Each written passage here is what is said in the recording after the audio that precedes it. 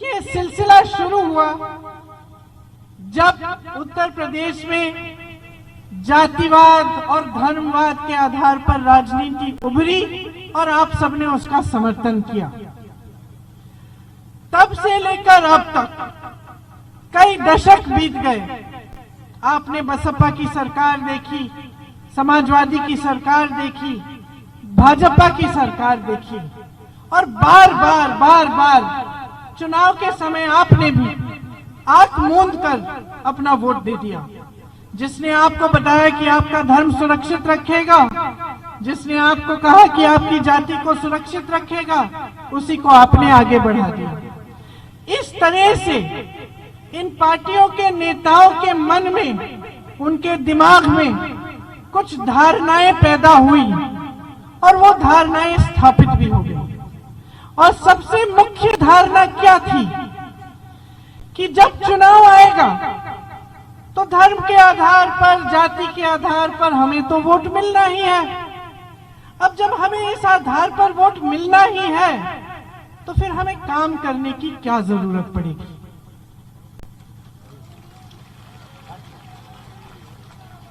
तो अब आप मुझे बताइए कि घर में एक 25 साल का नौजवान है, आपका बेटा मान लीजिए। अब आपने उसको बहुत मेहनत से पढ़ाया, लिखाया, सक्षम बनाया, लेकिन वो थोड़ा आलसी है, काम नहीं करता, घर पे बैठा रहता है।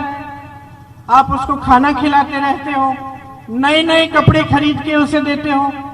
एक दिन कहता है मुझे मोबाइल फोन भी चाहिए, किसी न किसी तरह से जुगाड़ करके आप मोबाइल फोन भी खरीद लेते हो उसके लिए।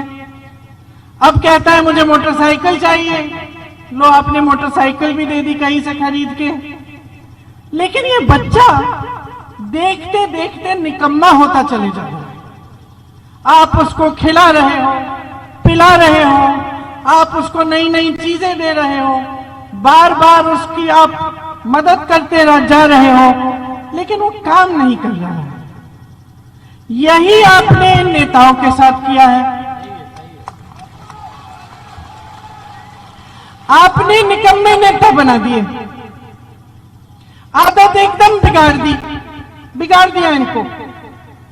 आपने इनकी आदत ये डाल दी कि हम तो आपसे कुछ पूछेंगे नहीं, आप चाहे सड़क ना बनाए, स्कूल ना बनाए, हमने तो पूछना ही नहीं है। चुनाव के समय आओगे, हमारे जज्बातों को उभारोगे, हमसे धर्म की बात करोगे, जाति की बात करोगे, हम आगे बढ़ा देंगे।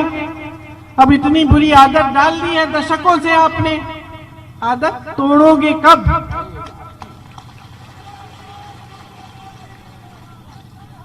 देखिए, आपके पूर्वजों ने आजादी की लड़ाई लड़ी, आपके पूर्वजों ने, किसी ने उनका धर्म नहीं पूछा, किसी ने उनका धर्म नहीं पूछा। हिंदू मुसलमान ने कंधे से कंधा लगाकर अंग्रेजी साम्राज्य को देश से निकाल दिया। एक देश, एक नया देश बनाया भारत, एक संविधान दिया। ये किसानों ने किया, गरीबों ने किया। देश का एक एक जन इकट्ठे होकर महात्मा गांधी जी, नेहरू जी, पटेल जी, इन सब महान व्यक्तियों के साथ संघर्ष करके आजादी दिलवाई। क्या इसलिए आजादी दिलवाई कि आपके बच्चे 21वीं सदी में बेरोजगार रहे? क्या इसलिए आजादी दिलवाई कि आपकी जो बहनें हैं, बेटियां हैं, बीवियां हैं, वो सड़क पर चलने से उनको डर लगता है कि कोई अत्याचार न कर ले उन पे? क्या इसलिए आजादी दिलवाई कि यहाँ कोई उद्योग न बने? क्या इसलिए आजादी दिलवाई कि आप वहीं के वहीं रहें और आपकी कोई तरक्की नहीं हुई? नहीं ना। आजादी आपको इसलिए दिलवाई ताकि आप आत्मनिर्भर हो पाए, सशक्त हो पाए, अपने पैरों पे खड़े हो पाए। इसीलिए पंडित नेहरू जैसे जो शख्स थे, जिन्होंने बड़े बड़े उद्योग बनवाए, BHEL, HAL, NTPC, ITI जैसे उद्योग बनवाए, क्योंकि उन उद्योगों से रोजगार मिलता, उन उद्योगों से रोजगार मिलता, देश के नौजवान सक्षम होते, आगे बढ़ते। और कई दशकों के लिए ये चला, नए उद्योग बनाने का काम हुआ, राजनीतिक दल के नेता आपके सामने आए तो उन्होंने आपकी काम की बात की। कभी कभी आप नाराज हुए उनसे, आपको लगा कि काम नहीं कर रहे हैं, चुनाव में आपने उनको लौटा भी दिया, उनको फिर से समर्थन नहीं दिया। लेकिन कहीं ना कहीं उत्तर प्रदेश में ये सिलसिला बंद हो गया। जैसे मैंने कहा, धर्म और जाति की राजनीति उभरी। अब उसके नतीजे क्या हैं? नतीजे ये हैं कि प्रदेश की सरकार 12 लाख सरकारी पद खाली रखे हुए हैं 5 सालों से। उनको मालूम है भर के क्या करेंगे, कोई जरूरत ही नहीं है, कोई पूछने वाला नहीं है, तो खाली रख दिए। तमाम नौजवान बेरोजगार खड़े हैं, पद खाली पड़े हैं, रोजगार नहीं दिया। जो BHEL, NTPC, HAL जैसी बड़ी बड़ी संस्थाएं जो कांग्रेस की सरकारों ने बनाई, यहां लाने की बात छोड़िए, जो अच्छी संस्थाएं लगी हुई थी उनको बेच डाला। किसे बेचा? अपने अमीर उद्योगपति दोस्तों को।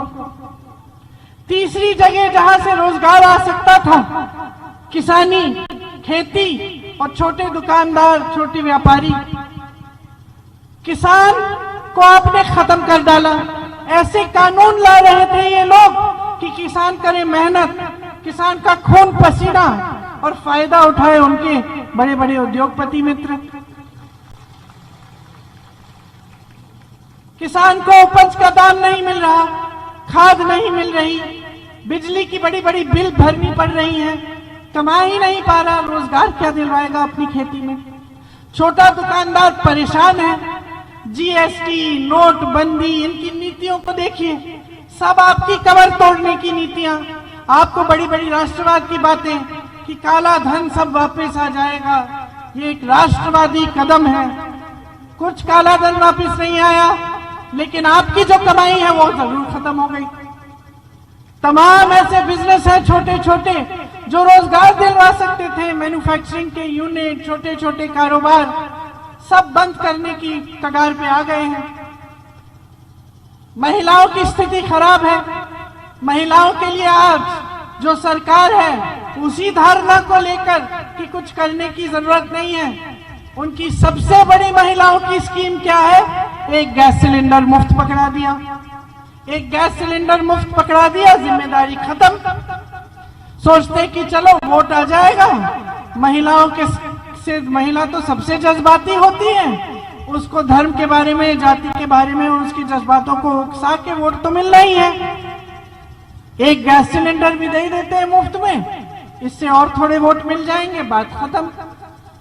तो ये जो धारणा है इनके मन में, ये जो बुरी आदत जो आपने डलवाई है, इसका नतीजा ये हुआ कि इन्होंने ना रोजगार दिलवाने का काम किया, ना किसान को मजबूत करने का काम किया, ना छोटे दुकानदारों और व्यापारियों को मजबूत करने का काम किया, और ना मेरी बहनों को मजबूत करने का काम किया।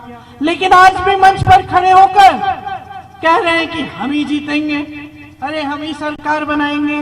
दूसरी तरफ समाजवादी पार्टी को देखिए, कहती है कि इनको हराएगी।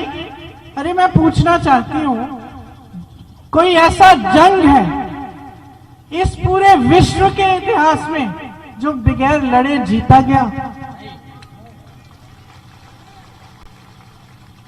CAA NRC हुआ, मुझे याद है मैं बिजनौर गई थी, वहां 2 लड़के अनस और सुलेमान को मारा गया था। मैं उनके परिवारों से मिलने गई। अनस दूध बेचता था अपनी गली के पीछे, छोटा सा उसका ठेला था, उस पे दूध बेच के अपनी माँ और अपनी बहनों को मदद करता था। उसके पिताजी टेलर मास्टर थे, पंजाब में काम करते थे। अनस ने पीछे से कुछ आवाज सुनी कि भीड़ इकट्ठी हो रही है, और ऐसे ही देखने चले गया कि भाई क्या हो रहा है। जैसे घर से बाहर निकला, उसको गोली लगी, पुलिस ने गोली मारी, मर गया। 19 साल का बच्चा था। सुलेमान मस्जिद से बाहर आ रहा था, नमाज पढ़ने के बाद कुछ लड़के खड़े थे, पुलिस आई, किसी वजह से गोली मारी, मर गया। नोएडा से आया था बेचारा, कमाता था, नौकरी करता था, माँ बाप से मिलने आया था घर। मैं इनके घर गई और मैंने देखा कि क्या परिस्थितियां हैं और सीए एनआरसी की वजह से क्या हो रहा है। ये हो रहा है कि आपके संविधान की जो आपको हक दिया गया था वो छीनने की कोशिश हो रही है। और समाजवादी दल के नेता चुप, घर से बाहर तक नहीं निकले, आपसे मिलने तक नहीं आए। आप आंदोलन कर रहे हैं, आपसे मिलने तक नहीं आए। और मैं आपको बताती हूं कि आप अकेले नहीं हैं। जब दलितों पर अत्याचार हुआ आगरा में, अरुण वाल्मीकि की परिवार को बेरहमी से पीटा गया, एक चोरी का इल्जाम लगाकर उस लड़के पर 18 लोग, 18 सदस्य उसके परिवार के उठवाए गए, हिरासत में लिए गए। उसकी एक बहू, छोटी सी उसकी बीवी, जिसका एक 1.5 महीने का बच्चा है, उसको इस तरह से पुलिस कर्मियों ने पीटा, पुरुषों ने।